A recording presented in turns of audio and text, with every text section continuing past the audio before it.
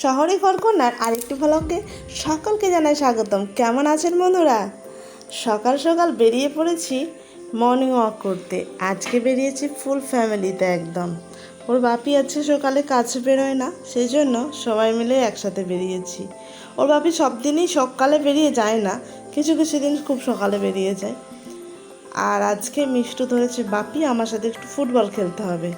তো ওর বাপি বললো চল তোর সাথে একটু ফুটবল খেলি। তো মিষ্টু সেই ছোট্ট ফুটবলটা নিয়ে এসেছে খেলার জন্য। ওর বাপি ওটাই মেয়ের সাথে খেলা করলো।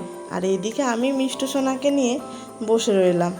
আর মিষ্টু সোনা একদমই বসে থাকার মেয়ে নয়। ও বলতে চাইছে যে আমাকেও ছেড়ে দাও, আমিও খেলবো। এটাই ওর ভাবনা চিন্তার মধ্যে আছে।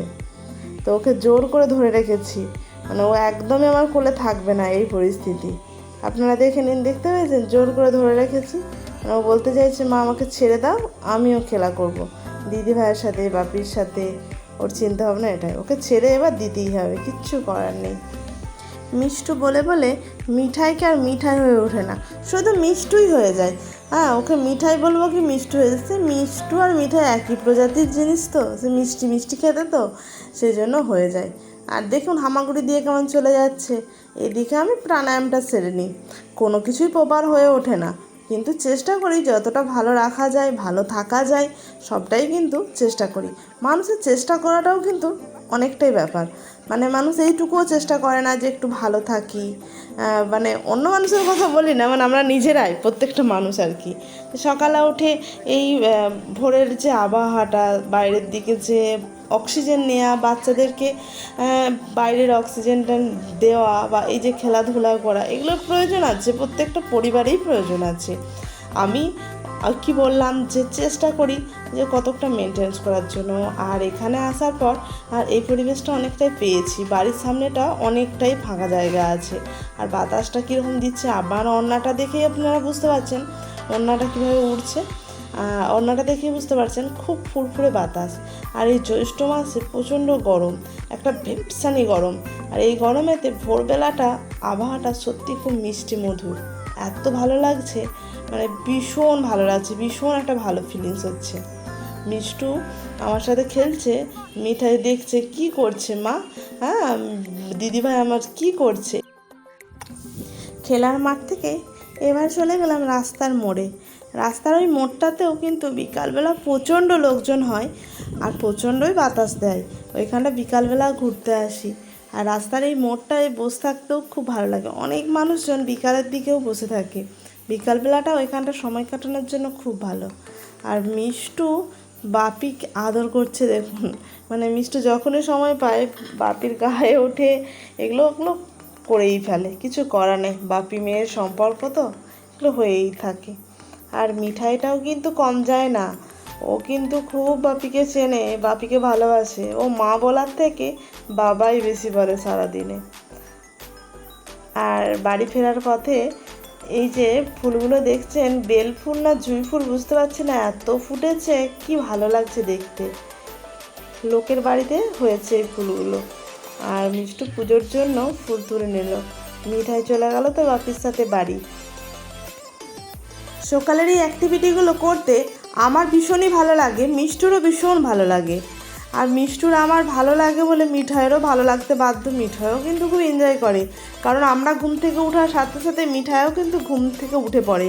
ও কিন্তু অন্য বাচ্চাদের মতো ঘুমিয়ে থাকে না, মায়ের সাথে অ্যালার্ম লাগানো থাকে নাকি বুঝতে পারি না, আমি উঠে পড়ি ও সাথে সাথে উঠে পড়ে। সেটা ভোর 5টায় হোক, ভোর 4টেই হোক, আর সকাল 6টায় হোক, যখনই হোক না কেন। ফুল তুলে পুজোর ফুল তোলা শেষ। এবার বাড়ি ফিরে দুজনে মিলে পা ধোয়া হচ্ছে আর উঠানো ধোয়া হচ্ছে। মিঠাই তো জল ঘাঁটতে খুব ভালোবাসে, তাই মিঠাইয়ের পাটাও ধুইয়ে দিলাম। আর কেমন মিষ্টুর কেমন নাচ দেখুন, উঠান ধোয়া হচ্ছে, বনি মায়ের পা ধোয়ানো হচ্ছে। আর মেয়েদের সকালটা একটু শান্তি করে ফাঁকে বেরিয়েছিলাম এটুকুতে। এবার শুরু হয়ে গেল আমাদের রান্নাঘরের যুদ্ধ। মেয়েদের কিন্তু বেশিরভাগ সময়টা রান্নাঘরেই কেটে যায়, আমার তো কাটেই, প্রত্যেকটা মেয়েরই কেটে যায়। কি বন্ধুরা, আপনারা কি মনে করেন?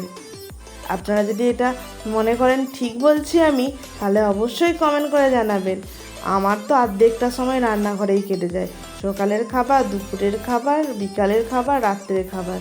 আবার ছোটো মেয়েটাকে যতবার খাবার খাওয়াবো ততবার খাবার গরম করা, সবসময় যেমন রান্নাঘরেই কেটে যায়।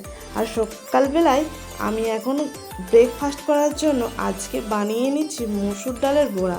আর মুসুর ডাল বড়া বানানোর জন্য মুসুর ডালটা আগের দিন রাত্রেই ভিজিয়ে রেখেছিলাম, ওতে এক কোচো আদা আর একটা টমেটম আর জিরে আর কাঁচা লঙ্কা দিয়ে পেস্ট করে নিয়েছি।